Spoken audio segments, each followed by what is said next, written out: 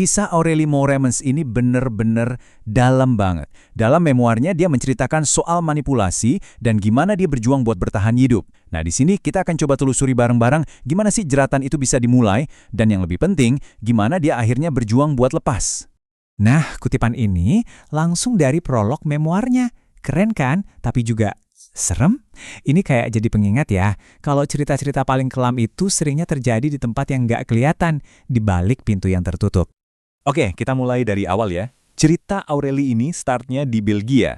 Dia tuh dulunya ya cewek pemalu, pendiam, dari keluarga sederhana. Jauh banget lah dari gemerlap dunia hiburan yang kita kenal sekarang. Tapi hidup kan suka ada kejutan ya. Tiba-tiba ada satu kesempatan yang bawa dia ke Indonesia. Umur 14 tahun, dia menang kompetisi pencarian bakat. Bayangin, umur segitu, dia langsung jadi tulang punggung keluarga.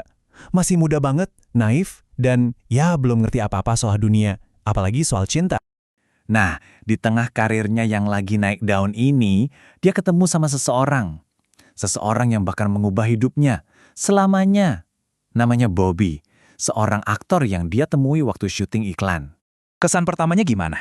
Wah, buat Aurelie, Bobby ini kayak cowok impian. Charming, kelihatan dewasa, lucu, bahkan sampai deketin keluarganya juga.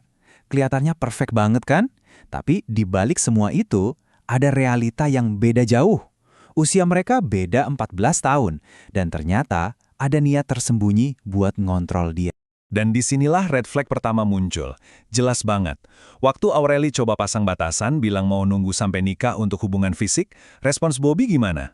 Bukan hormat, tapi ketawa dingin sambil bilang, nanti kita lihat. Wow, ini kan sinyal jelas banget kalau batasan dia sama sekali nggak akan dihargai.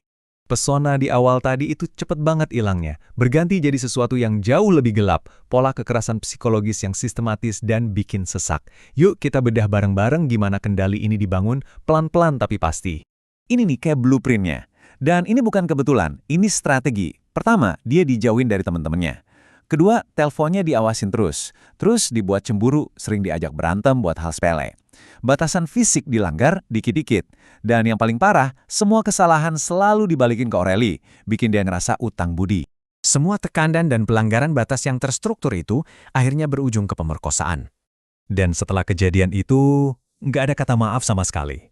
Yang ada malah kata-kata yang seolah-olah nunjukin kepemilikan, tenang aja, kamu bakal jadi istriku. Gila kan? Kekerasan dibingkai jadi janji pernikahan. Ini taktik buat ngejebak dia lebih dalam lagi. Sampai akhirnya, orang tua Aurelie coba turun tangan. Ini jadi titik baliknya. Tapi bukannya mundur, Bobby malah ningkatin permainannya. Taktiknya jadi makin gila, ke level yang nggak kebayang. Coba deh kalian bayangin ada di posisi Aurelie. Orang tua kalian coba nolongin, coba misahin kalian dari hubungan yang toksik. Tapi respon pasangan kalian bukan yang ngerti, malah jauh lebih mengerikan. Ancaman bunuh diri itu baru permulaan. Setelah itu, dia minta foto telanjang sebagai jaminan. Terus, ngancem mau nyebarin foto itu buat hancurin karirnya. Gak cuma itu, Aurelie dipaksa bikin laporan palsu nuduh orang tuanya sendiri eksploitasi dia. Dan puncaknya, dia ngancem mau nyewa pembunuh bayaran buat habisin orang tuanya Aurelie. Bener-bener di luar nalar. Ini nih yang namanya gaslighting level dewa. Dia muter balikin fakta dengan dinginnya, seolah-olah bilang, kan kamu yang mau begini. Kenapa jadi salahku? Aku kan gak pernah minta kamu buat nyegah aku bunuh diri. Dia bikin Aurelie ngerasa bersalah atas perangkap yang dia pasang sendiri.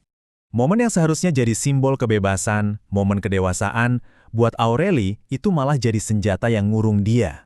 Usia 18 tahun. Buat kita semua, ini kan usia penanda kebebasan ya. Awal dari hidup sebagai orang dewasa. Hari di mana seharusnya kebebasan itu dimulai. Tapi buat Aurelie, hari itu justru jadi hari di mana dia masuk sangkar. Pas banget di ulang tahunnya yang ke-18, Bobby ngajak dia ke coffee shop. Bukan buat ngerayain, tapi buat ketemu pengacara. Buat apa? Buat tanda tangan surat-surat untuk proses nikah yang sama sekali nggak dia mau.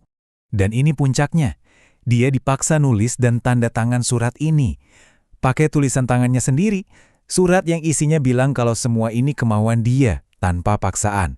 Jadi dia dijebak pakai kata-kata dan tulisannya sendiri. Bener-bener licik. Kisah Aurelie ini ninggalin kita sama satu pertanyaan yang dalam banget. Kalau sangkar itu disamarkan jadi cinta, gimana caranya kita bisa lihat jerujinya? Cerita ini jadi pengingat yang kuat banget soal pola kendali yang memaksa. soal gimana isolasi, manipulasi, ancaman, dan gaslighting bisa bikin korban ragu sama realitasnya sendiri. Mungkin ngenalin pola-pola ini adalah langkah pertama buat kita semua biar bisa melihat jeruji-jeruji itu dengan lebih jelas.